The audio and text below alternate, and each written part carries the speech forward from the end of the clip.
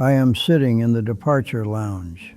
My flight has been called. The gate is open, and I'm just waiting for the final boarding announcement. I'm 92 years old.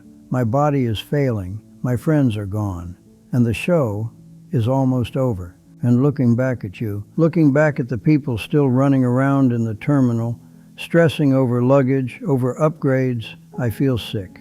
Because you are hallucinating. You are walking through life with the arrogance of an immortal. You waste hours like you have an infinite supply. You complain about Mondays like you are guaranteed to see another Friday. I am here to shake you awake. You are not rich with time. You are bleeding it, and you don't realize the wound is fatal until you are standing exactly where I am standing.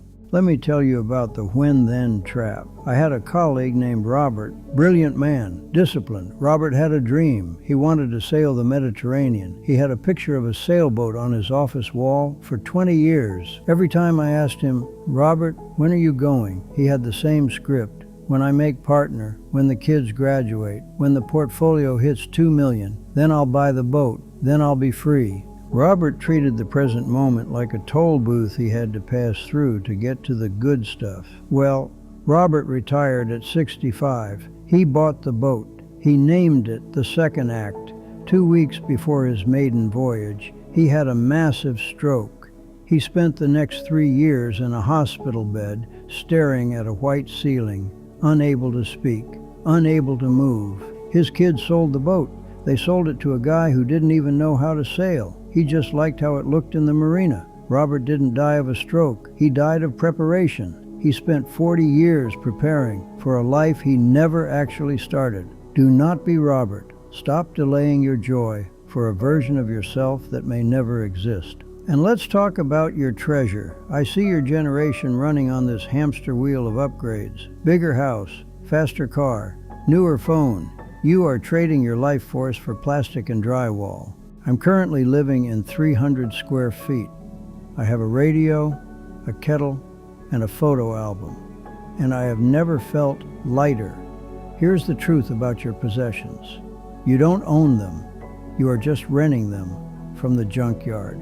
Every shiny thing you are killing yourself to buy is just future landfill. When you die, there is no luggage allowance. Your precious collections, your children will argue over them for a week. Keep 2 or 3 things out of guilt and call an estate liquidator to haul the rest away for pennies on the dollar. You are working yourself to death to buy inventory for a stranger's yard sale. Stop worshiping your stuff. It does not love you back. So if the stuff is worthless, what about the status, the title? I climbed the ladder. I climbed it hard. I was a VP.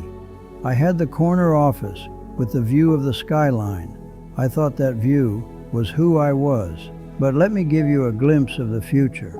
The day you leave your job, whether you retire or you die, you will be replaced within 14 days. The ecosystem will close over the hole you left, like water. Your urgent emails will be deleted. Your awards will be put in a box in a basement.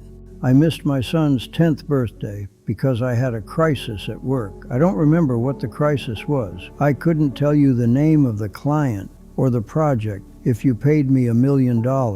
But I remember the look on my boy's face. When I told him I wasn't coming home, that stays. That scar doesn't fade. Your career is a transaction. You give them labor. They give you money. Do not give them your soul. Do not give them your family. So if the money is fake and the status is fleeting, what is real? What am I actually taking with me through that departure gate? It's the sensory details. It's the B-roll of your life. I'm sitting here and I'm not thinking about my bank account.